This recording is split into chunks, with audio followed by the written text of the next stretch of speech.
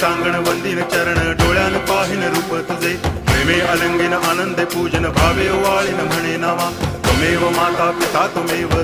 बंधुश्च सखा त्वमेव विद्या करुणं त्वमेव सर्वं मम देव कायेन वाचा मनसेन्द्रियैर्वा बुद्ध्यात्मना वा प्रकृति स्वभावात् करोमि यद्यत् सकलं परस्मै नारायणायति समर्पयामि अच्युतं केशवं रामनारायणं कृष्णदामोदरं वासुदेवं हरि गिरिधरं माधवं गोपिकावल्लभं जानकीनायकं रामचन्द्रं भजे हरे राम राम